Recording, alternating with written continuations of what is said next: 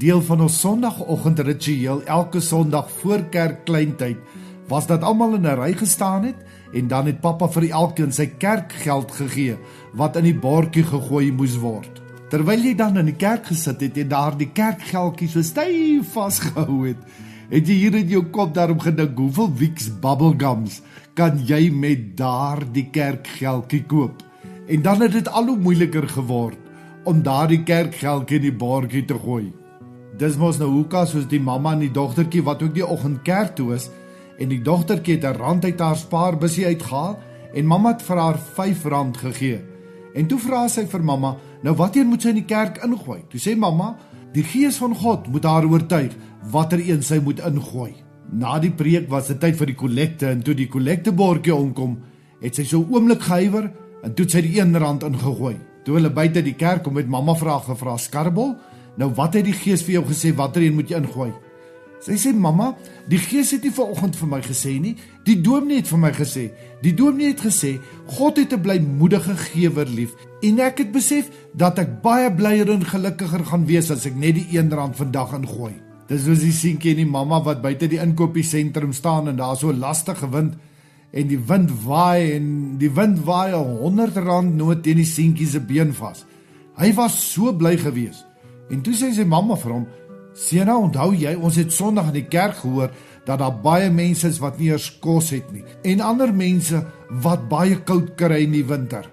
Die seentjie het so vir 'n oomblik gestaan, toe sê, hierdie een is myne, eendag as ek groot is en baie geld het, sal ek vir al daardie dinge sorg. Seker die twee belangrikste dinge in hierdie lewe wat jy vir iemand kan gee, is jouself en dan ook jou tyd. Dis soos Khalil Gibran gesê het, you give but little when you give of your possessions. It is when you give of yourself that you truly give. As geen nie opoffering vra en seer maak nie, dan is ek maar eintlik net besig om my gewete se stem stil te maak. Luister gou weer saam met my na die storie van die verlamde man in Markus 2 vanaf vers 1 tot 5. 'n Paar dae later is Jesus Kapernaum toe. Die mense het dadelik daarvan gehoor en het die huis vol gepak. Daar was so baie mense dat hulle tot in die straat gestaan het. Jesus het met hulle oor die dinge van God gepraat.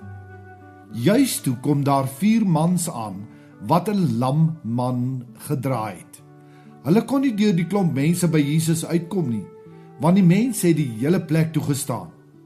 Hulle maak toe 'n ander plan.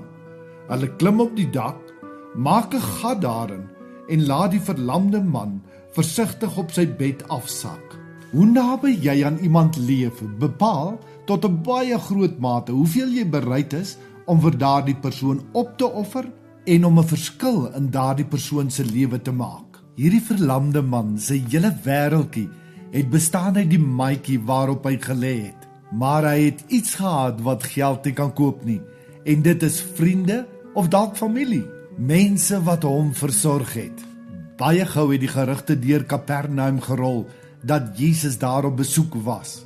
En soos jy nou maar net kan dink, het Jesus 'n reputasie dat hy siekes gesond gemaak het, dooies lewend, hom vooruitgeloop. Net daar het hierdie 4 vriende van die verlamde man besluit, hierdie is 'n geleentheid wat hulle nie mag mis nie. Hulle het alles gelos waarmee hulle besig was, en hulle het besluit om hulle vriend na Jesus toe te dra.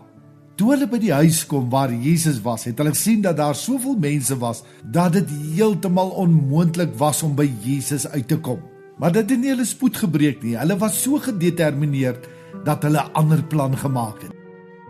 Dink nou net wat moes die mense wat saam met Jesus was beleef het. Ewe skielik was daar 'n gekap in die dak, en ewe skielik het 'n gat ingeval, en toe ewe skielik sien hulle 4 gesigte. Dit is nou wat 'n mens noem commitment. Het jy vriende wat dit vir jou sal doen? En sal jy bereid wees om dit ook vir een van jou vriende te doen? Kom ek en jy begin vandag om uit te reik, 'n vriend te word vir mense in nood. En dan sal ek en jy ook, wanneer ons tyd van nood kom, altyd iemand hê om op staat te maak.